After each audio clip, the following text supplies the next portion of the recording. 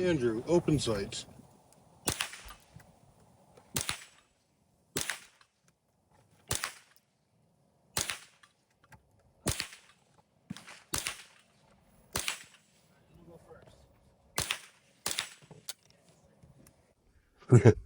Excuse the light situation. It gets way too loud in the house, and um, I'm just out on my back porch. Figured I would go over a couple of the guns I shot today. So, obviously, in front of me is one of Ruger's most well-known and most popular semi-autos. We've had these since we were kids. I've owned the stock 1022 for 20-something years. One of the first rifles I bought when I moved to Florida, just for something fun to shoot, and my wife could come with me, and we could enjoy it together. Unfortunately, she never really went to the range with me. In the past, I got really big into building black rifles, and just got carried away on stuff that I spent a lot of money on ammo, and I spent a lot of time doing some things that I certainly enjoyed. But it just got expensive, and I just couldn't afford to stay at that tempo. I took a hiatus from guns, and I had recently got back into it and had started with my 1022s. I actually owned this rifle is one that I bought a used, I don't know what to call it. It's a mutt. It was a midway build. I'll show you the action and barrel someday, but it's a bull barrel blued, with what I assume is a stock 1022 receiver and bolt. But this is actually a Tallow custom. It was like an American Shooter Edition thumb hole, and I didn't want anything to happen to the stock. It's fun to shoot. It's nice, but it gets a lot of attention. But it's a nice piece. So I had removed it from that, and then one of the main reasons I was trying to check clearances, the Midway stock and barrel combo had a hard time with magazines, and I had swapped this one over to see if it was something I could correct, if it was just the action, the receiver or what, and swapped it over. It seemed to work really well. I'd never spent much time going back to the other one, even though they both shoot well. They both tend to like the LE and RWS, more club sport, lower velocity. But they shoot really good groups with some other, like CCI. The stock 1022, it eats it all up. I like to keep it with open sights. It's fun if I have family members and with their kids and whatever. It's just something. It's a good way to help people learn, and it helps me learn. Today I hadn't used that rifle in 10 years, and my wife and I went out. I started her with that, just got her to learn about sight acquisition, and shoot it a few times, and pretty soon she's loading mags and running through them like she's done it all the time. And we moved from paper over to some steel, and she ate through the steel. I think it was a lot more fun for her. Plinking is a dying thing. We go to the range and we shoot paper, but if you get fortunate enough like I am to have a range that has steel, sit down and run through a 500 round box of brick Winchester ammo, and it puts a big smile on your face, and it put a smile on hers. And I moved over with this, and it's just got a cheap optic on it right now. I haven't really found what optic I want to put on this, either this one or the other bull barrel. Eventually this will go back in its original stock, and the other barrel will go back in this one. I'll clean up the mess and make it work. But it's fun to be able to shoot dime sized groups with a gun, whether you go from 25 to 100 yards. It works, and I can't say enough. The 1022 is a very addictive platform. It's fun, it's cheap, and locally we have a few places to go, and that makes it worth all the while. When you have something, when you kind of go out and play and compete against other people. I certainly haven't, but I don't feel like it'd be a problem if I put in the right optic to fit the contest, and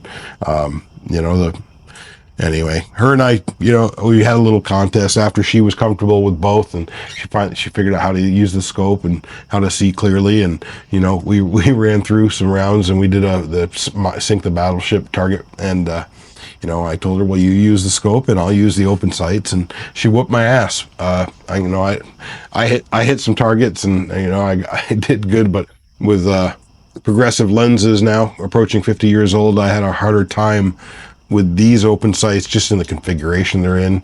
The target was a very small orange dot, and I had a hard time distinguishing the sight picture, and I wasn't, had I used the rifle more, I would have been fine, but hit and steal, it was no problem. When there was something to really distinguish the front and rear sight and get the target in line, and I ran through the steel pretty quick, but she definitely whooped my ass on she sunk my battleship. But again, they're fun rifles. It's something that I would love to see come back, and despite all of the politics and everything with shooting, nothing I enjoy more than watching a father and son out shooting. And today there was a grandfather and grandson out, and then they were in the plinking range before we went over to the steel, and that kid had more fun over there, and it's just a good time.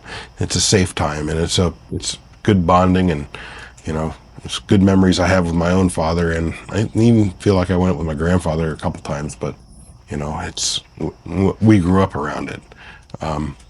But this combo is something that you can build with, and after I get done with the build with 308, I think I'll go back into the 1022s and do something with what I have, and maybe we'll buy some new ones and just see how they compare. And I felt the new carbon 1022 offering, same price as the Ruger American Gen 2 that I bought. I mean, that's crazy. It was light, it was fun, but again, even then I have to figure out what I want to do with it, what optics, and go from there. But you guys stick with me, subscribe, and let me know what you'd like to see, and I'll keep working on this, and we'll make this a fun channel. Thank you.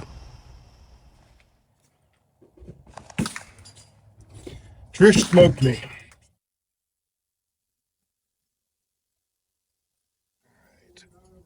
3 shots to warm it up. Bottom left.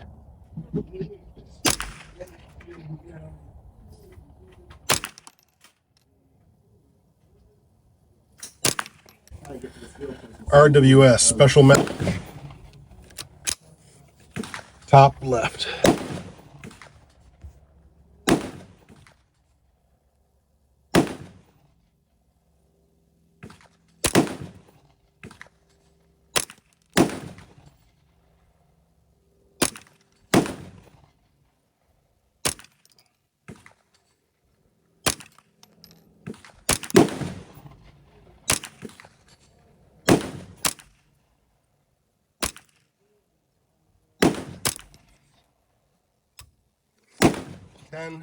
RWS special match. Left. I don't think that was a flyer. It could have been me.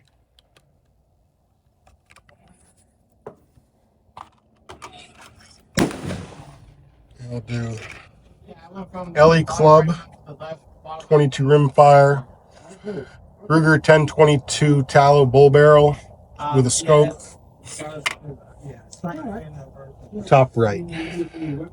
The egg hogs, they don't have a brand on it. That's the problem. They don't have what? Are you looking for the brand? No. I'm looking for the I want to see what is the information, if they how much it's going to be.